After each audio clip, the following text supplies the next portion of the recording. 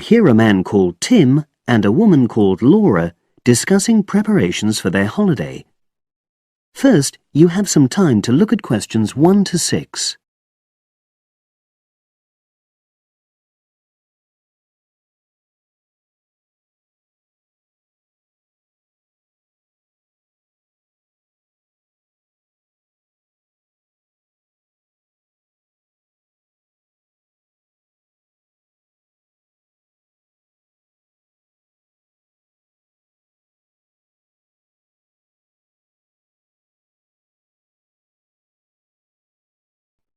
Now we shall begin.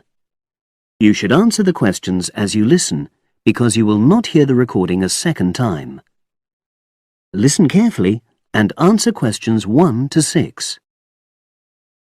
Our plane tickets arrived this morning. It reminded me how much there is to do before we go. Let's write everything down, shall we, so we don't forget anything? Yes. And last time we went away, we almost forgot to collect our currency from the bank. So let's start with that. Good thinking. And wasn't there an appointment you said you'd got to cancel? Yes, the hairdresser. Thanks for reminding me. Can you write that down too? The shop will be closed now, but I'll do it first thing on Monday. OK. Then starting on Tuesday, we've got to take the tablets we got from the pharmacy. We really mustn't forget to do that. We're not protected against malaria till we've been taking them for at least 7 days. No, so that's really important. And what about shopping? There's still a few things we've got to buy the next time we're in town. We need some more sunblock, don't we? We've only got that Factor 10 stuff. It won't be strong enough. I've already bought that. But what we do still need to get is sunglasses. The ones I've got aren't good enough, and I don't think yours are either. OK, I've noted that down. And I think I'm going to get another bag too, just a small one. We always seem to come back with more things than we take. Should we get an extra lock for our suitcase as well, just in case the one we've got breaks? They don't seem to last long. Yes, they are a bit flimsy. OK, right.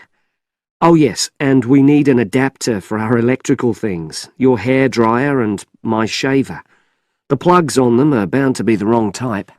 We could get one at the airport. They always have them there. Well, I'd rather get it beforehand, so I'm writing it down. And then I think that's it, isn't it? I think so, as far as shopping's concerned.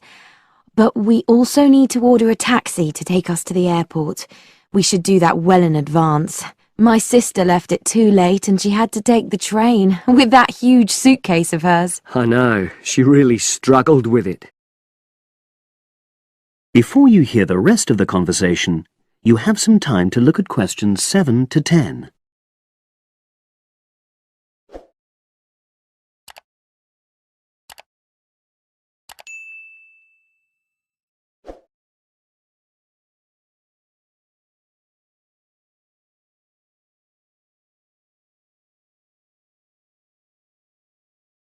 Now listen and answer questions 7 to 10.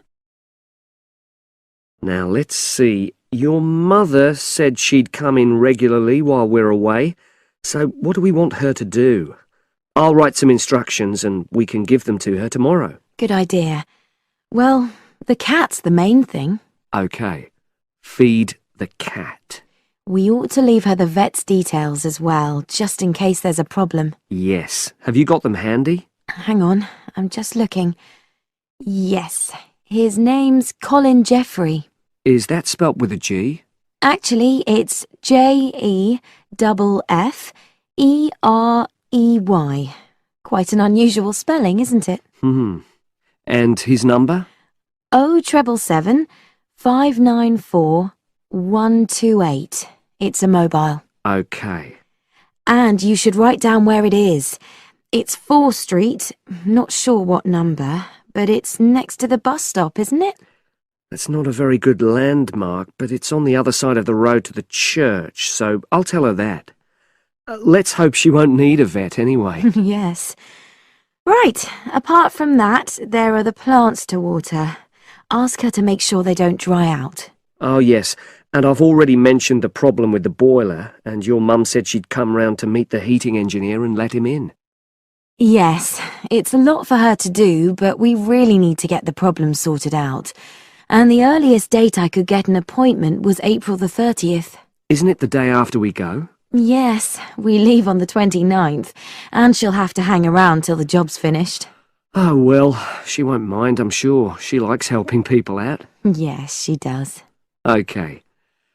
That's it then, I think. Unless you can think of anything else. Not at the moment. Leave the list there and I'll add to it. That is the end of section 1. You now have half a minute to check your answers.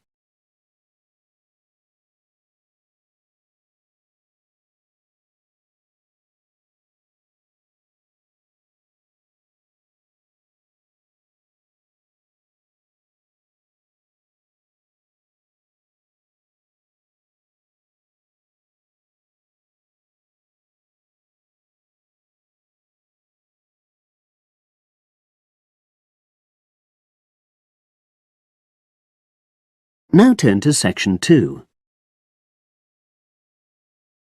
Section 2. You will hear a talk on local radio about a short film festival in the town of Adborn. Now you have some time to look at questions 11 to 16.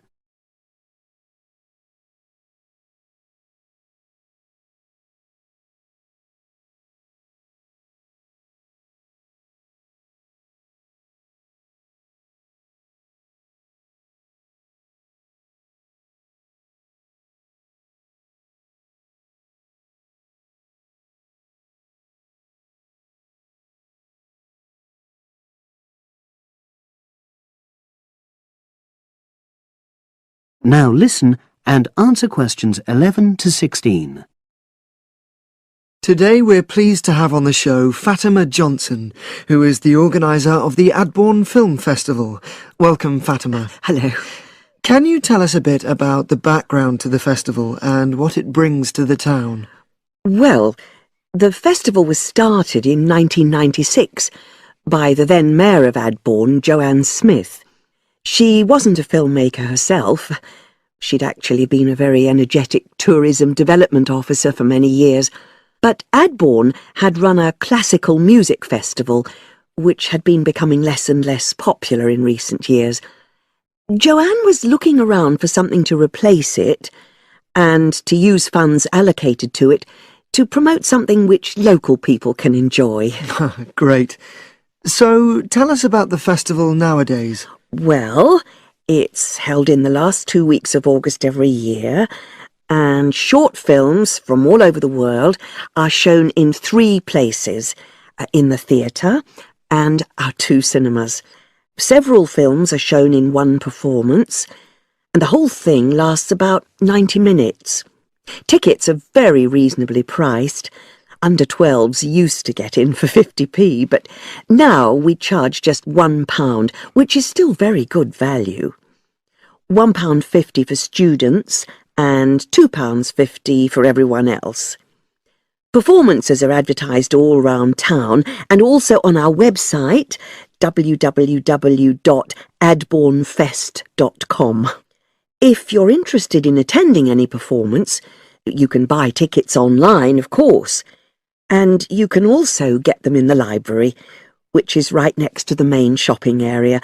I'm afraid this year tickets are no longer available from either of the 2 cinemas because of restricted opening times.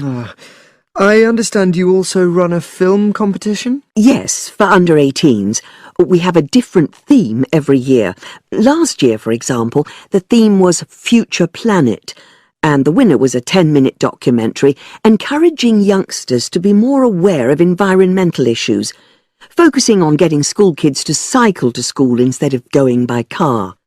This year, the theme is Sporting Nation, so there'll also be lots of ideas to choose from. Now, we're always on the lookout for new local talent, so if you live in the Adborn area and are under 18, you should have a go. We have an excellent prize every year donated by local businesses, shops, hotels, etc. This year, you can win a high-spec movie camera worth over £800. Application forms are on the website. And the deadline for sending in your film to enter the competition is the last day of July. It's May now, so you'll have the whole of June to be working on it. Now you have some time to look at questions 17 to 20.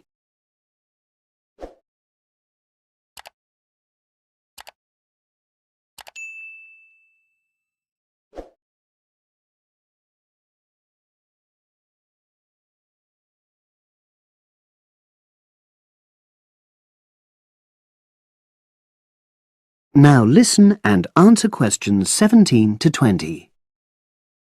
And what are the judges looking for?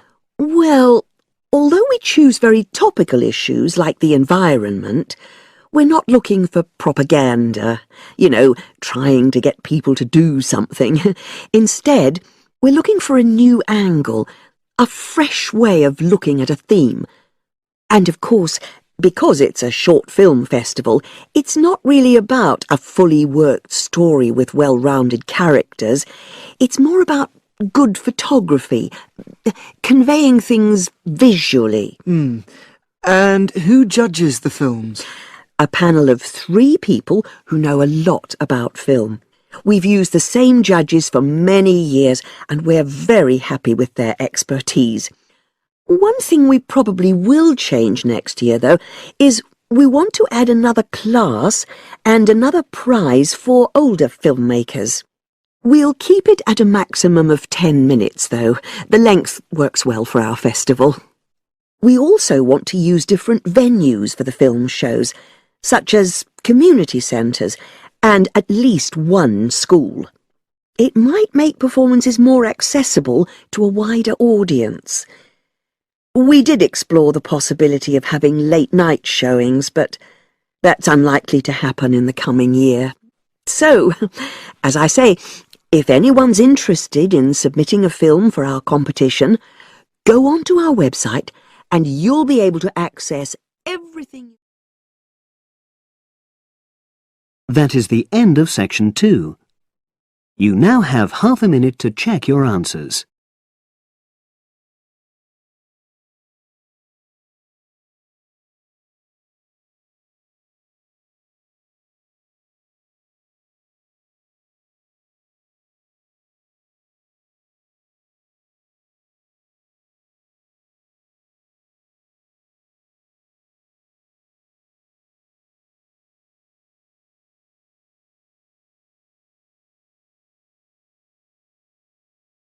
Now turn to section 3. Section 3. You will hear 2 undergraduates doing a research methods course.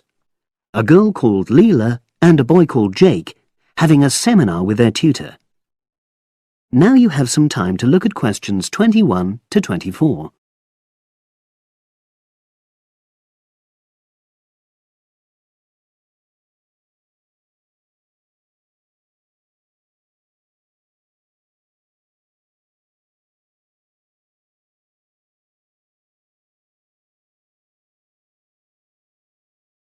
Now listen and answer questions 21 to 24. So the task I gave you both was to choose an article about a small-scale research project. Yes. You were then required to try to reproduce the research procedures in your own context, i.e. try it out for yourselves. Yeah, and that's what we've done. Great. So I'd like you to tell me a bit about the article and why you chose it. Well, the article's written by 2 university lecturers who had started using crosswords to help their students revise terminology for exams. And the crosswords were designed and set on computers. And we selected the article because, well, it seemed an accessible topic, even though we weren't familiar with the technique. You know, using IT to design crosswords for higher education. That's a good reason. So these lecturers wanted to see how well this innovation was received by their students. Yes. So how did you go about reproducing the research? Well, we drew up a list of terms from one of our own modules and designed a crossword for revising these terms. Then we asked our classmates to try out the crossword and give us feedback, their opinions on how they felt about using the technique. Was it easy to find participants? It wasn't easy at first, but then we convinced them that by taking part in the research, they were actually benefiting themselves by preparing for an exam which is coming up later this term. And it worked. Good. So how did you find out what the students thought about doing the crosswords? A questionnaire. The original article used a 2-page long questionnaire. There were lots of excellent questions on it, but the whole section on difficulties using IT is now obsolete. Old-fashioned even though it had only been written a couple of years ago. So you designed a shorter version? Yeah. Then we sent it to the 40 students by email and got 28 replies. I was taken aback by the fact that everybody we talked to thought this was a good return. I mean, the responses were well written. People had taken a lot of care, but I was really disappointed with the low numbers. Yes, an important lesson to learn for an apprentice researcher. Yeah.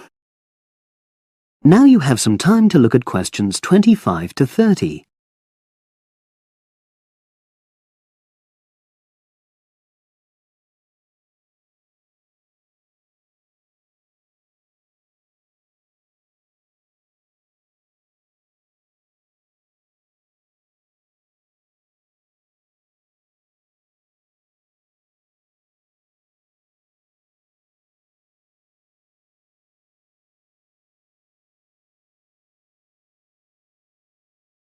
Now listen and answer questions 25 to 30.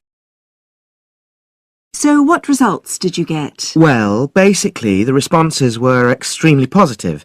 The students said that doing the crossword on a computer helped them really focus on the work in hand and not be distracted, which is something that commonly happens with other ways of doing revision. Yeah, that was really clear. But something that struck me was that having fun hardly featured in their responses, nor did anything to do with spelling of hard words, which I thought would be an obvious benefit. No? Okay. Respondents also said that doing the crossword hadn't really increased their general motivation to study, but that it had highlighted the gaps in their memory so they knew what further work was necessary. Right. So how did your findings tally with those of the original researchers? There were lots of similarities, but... There were probably two main differences. We found that more males than females liked the technique, whereas the original study found the reverse. Also, our respondents said they wouldn't mind doing a crossword as a final official exam, whereas in the original study, students said they would hate doing it even if it meant having a shorter test. But of course, both sets of respondents said they'd be interested in doing more crosswords for informal purposes, revision, and so forth. Right. So let's have a think about the whole project and what you've learned from doing it. Well, it was very time-consuming. Yeah, and I don't think we managed that aspect very well. It could have been worse. I mean, we didn't have a lot of data, so we didn't have to spend ages processing it. And of course, we'd already done a course on numerical data processing, so there wasn't much new there. Yeah, that's true. Anyway, I think we designed our questions well so that they gave us manageable data. Yeah, it really helped having the original study to guide us, as it were. And that helped us to see what a good research instrument is. What a good questionnaire should be like. Absolutely. We got a lot from that. But when we were writing up the project, I'm not sure whether we'll know how to acknowledge the work of the original study. Our referencing. No, that's something we'll both have to work on in the future. Actually, that part's been great. Finding ways to share and support another person. That's the real plus from the project, learning ways to do that. Well, it's obviously been very successful. That is the end of section 3. You now have half a minute to check your answers.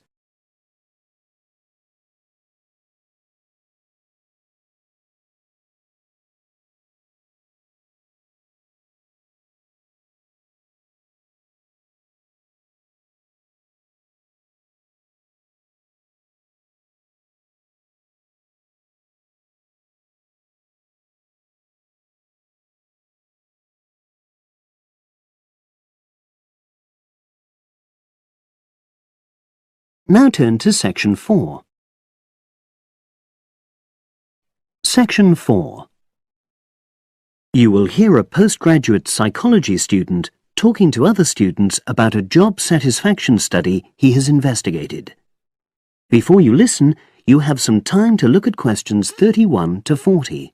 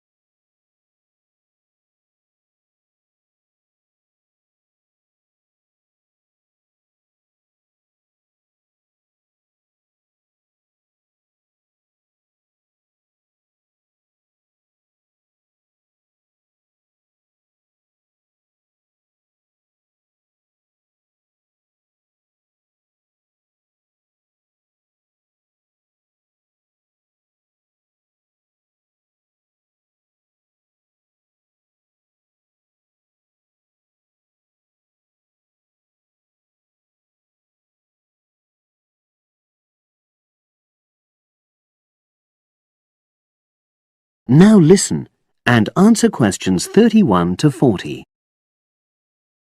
Good morning, everyone. For my presentation today, I'm going to report on an assignment that I did recently. My brief was to analyze the methods used in a small study about job satisfaction, and then to make recommendations for future studies of a similar kind. The study that I looked at had investigated the relationship between differences in gender and differences in working hours and levels of job satisfaction amongst workers. For this purpose, employees at a call center had been asked to complete a questionnaire about their work. I'll summarize the findings of that study briefly now. First of all, female full-time workers reported slightly higher levels of job satisfaction than male full-time workers. Secondly, female part-time workers reported slightly higher levels of satisfaction than female full-time ones did. On the other hand, male part-time workers experienced slightly less job satisfaction than male full-time workers. But although these results seemed interesting and capable of being explained, perhaps the most important thing to mention here is that in statistical terms, they were inconclusive. Personally, I was surprised that the findings hadn't been more definite, because I would have expected to find that men and women, as well as full and part-time workers, would experience different levels of satisfaction. So I then looked more carefully at the methodology employed by the researchers to see where there may have been problems. This is what I found. First of all, the size of the sample was probably too small. The overall total of workers who took part in the survey was 223, which sounds quite a lot, but they had to be divided up into subgroups. Also, the numbers in the different subgroups were unequal. For example, there were 154 workers in the full-time group, but only 69 in the part-time group. And amongst this part-time group, only 10 were male, compared to 59 who were female. Secondly, although quite a large number of people had been asked to take part in the survey, the response was disappointingly low. A lot of them just ignored the invitation. And workers who did respond may have differed in important respects from those who didn't. Thirdly, as the questionnaires had been posted to the call center for distribution, the researchers had had very limited control over the conditions in which participants completed them. For instance, their responses to questions may have been influenced by the views of their colleagues. All these problems may have biased the results. In the last part of my assignment, I made recommendations for a similar study, attempting to remove the problems that I've just mentioned. Firstly, A much larger sample should be targeted, and care should be taken to ensure that equal numbers of both genders and both full and part-time workers are surveyed.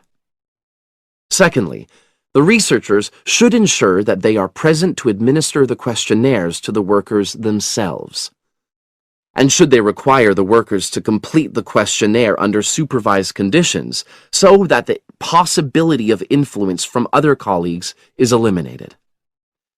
Finally, as workers may be unwilling to provide details of their job satisfaction when they are on work premises, it's important that the researchers reassure them that their responses will remain confidential, and also that they have the right to withdraw from the study at any time if they want to.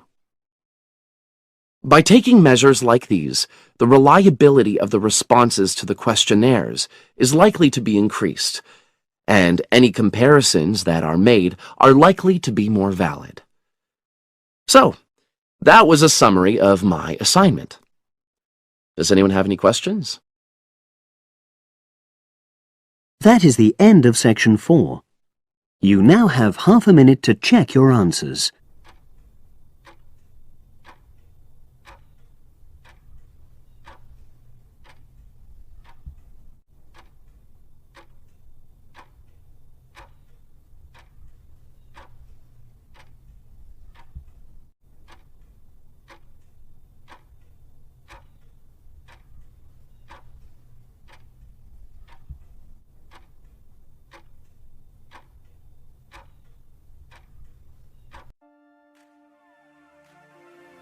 That is the end of the listening test.